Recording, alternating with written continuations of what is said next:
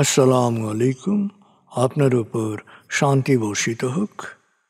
প্রিয় সুহৃদ, খতমে কামালের 34তম ধাপে আপনাকে স্বাগতম। আপনি জানেন, রোগ শোক, বিপদ আপদ, আসমানি জমিনি বালা মুসিবত, সকল ধরনের অস্থিরতা, অশান্তি, অনিশ্চয়তা, নিরাপত্তাহীনতা, দুর্যোগ, দুর্বিপাক, আজাব গজব থেকে মুক্তির জন্যে খতমে কামালি এক সহজ আমল। খতমে কামালির এই আমলের মধ্য দিয়ে প্রার্থনাকারী প্রার্থনার সাথে মিশে যান। আসলে প্রার্থনাকারী যখন প্রার্থনার সাথে মিশে যান, তখন প্রার্থনা কবুল হয়। খতমে কামালি প্রার্থনা কবুলের এই পরম মুহূর্তে আপনাকে নিয়ে যাবে। তাই নিজের, অন্যের, সমাজের, দেশের, মানব জাতির যে কোনো কল্যাণের নিয়তে আপনি এই আমলে অংশ নিন। আপনি সকল বিপদ আপদ, বালা মুসিবত মুক্ত হন। আপনার জন্যে কল্যাণকর সকল দোয়া আল্লাহ কবুল করুন। সব সময় আল্লাহ আমাদেরকে তার রহমতের ছায়ায় রাখুন। এই কামনা করে আমি শহীদ আল বুখারী মহাজাতক খতমে কামালির পুরো প্রক্রিয়ায় আপনার সাথে থাকছি। আসুন এবার আমরা ডুবে যাই সত্যের গভীরে।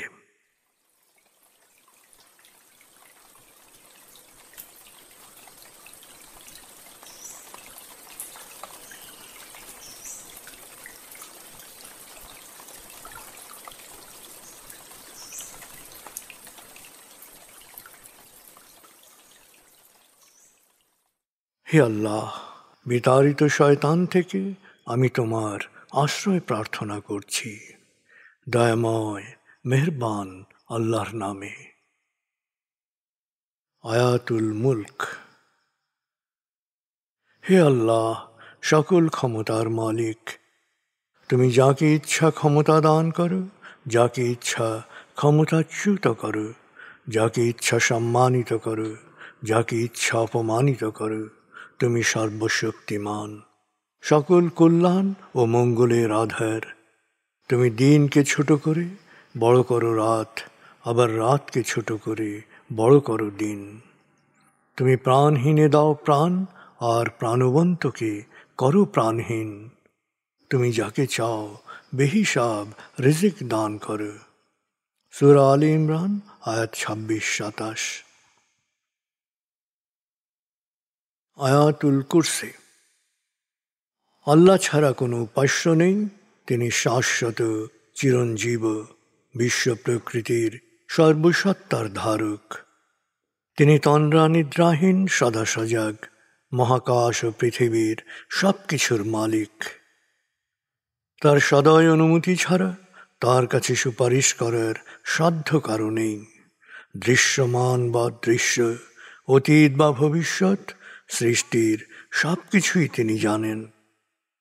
তিনি যতটুকু জানাবেন, এর বাইরে তার জ্ঞানের সীমানা সম্পর্কে ধারণা করা কারো পক্ষেই সম্ভব নয়। তার আসন, তার কর্তৃত্ব পৃথিবী ও নভমণ্ডলের সর্বত্র বিস্তৃত, আর তার সংরক্ষণে তিনি অক্লান্ত। তিনি সর্বোচ্চ, সুমহান। সূরা বাকারা আয়াত 255।